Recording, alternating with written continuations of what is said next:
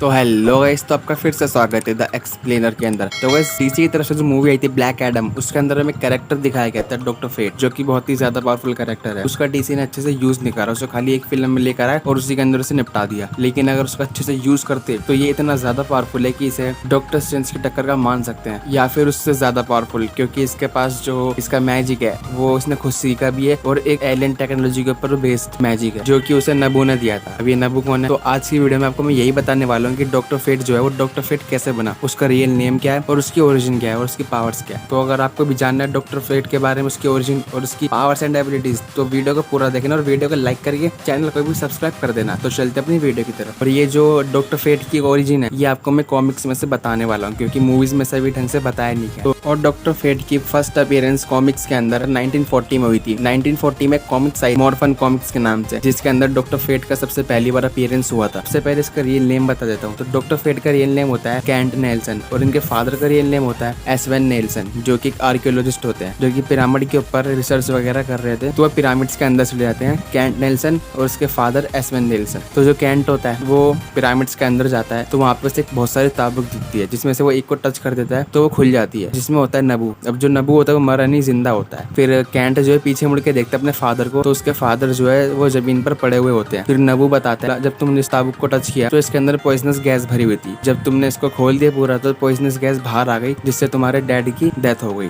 जिससे जो कैंट होता है वो बहुत ही ज्यादा उदास हो जाता है और नबू को लगता है ये सब मेरी गलती है, अगर ये इसे टच नहीं करता तो इसके फादर की डेथ नहीं होती। तो इसके बदले में वो उसे सीक्रेट्स ऑफ यूनिवर्स बताता है, मतलब वो यूनिवर्स के सारे सीक्रेट्स बता देता है और ये भी बताता है कि मैं एक इमोर्टल कैरेक्टर हूँ, जो कि सीलियन नाम के प्लेनेट से आया हूँ। मैं अर्थ पे इस मारे आया था क्योंकि यहाँ पे वॉर ऑफ केओस चल रही, और जब मैं इस प्लेनेट पे था तो मैं लॉर्ड्स ऑफ ऑर्डर का एक मेंबर था, और हम जो है अर्थ पे आते हैं अर्थ को बचाने के लिए, क्योंकि यहाँ पे लॉर्ड्स ऑफ केओस जो है वॉर छिड़ी हुई थी, जिसके अंदर ये जो है कलयुग को लाना चाहते थे। लेकिन हम गए और हमारी इनसे फाइट हो गई, जो कि एंडलेस फाइट जो कभी खत्म ही नहीं हो रही थी। और जब खत्म हुई तो मैं इस ताबुक में आके लेट गया। अब मैं इमोर्टल हूँ तो इस मारे मुझे पॉइजनस गैस से कुछ नहीं हुआ था। और ये सब बताने के बाद वो कैंट को ट्रेनिंग देना स्टार्ट कर देता है, और इस ट्रेनिंग में कैंट जो है मैजिकल पावर सीख जाता है, क्योंकि ये जो नबू था इसे थोड़ी बहुत मैजिक आता था, जिसने इसे सिखा दिया था। फिर जब कुछ साल हो जाते हैं, कैंट पूरी तरह से तैयार हो जाता है, मतलब उसकी ट्रेनिंग पूरी हो जाती है, तो नबू उसे एक हेलमेट देता है जिसका नाम होता है फेट हेलमेट, और एक क्लॉक देता है और एक एम्यूलेट देता है। एम्यूलेट आप समझ सकते हो एक लॉकेट टाइप का कुछ होता है, और ये सारे जो है मैजिकल थे। जो डॉक्टर फेट का जो हेलमेट था ये मैजिकल था, ये एलियन टेक्नोलॉजी के ऊपर था, मतलब नबू जो है वो उसके लिए एलियन हो गया तो उसी की टेक्नोलॉजी के ऊपर था वो, और थोड़ा बहुत मैजिकल भी था। ये सब चीजें मैजिकल थी, और जिसका क्लॉक था वो इसको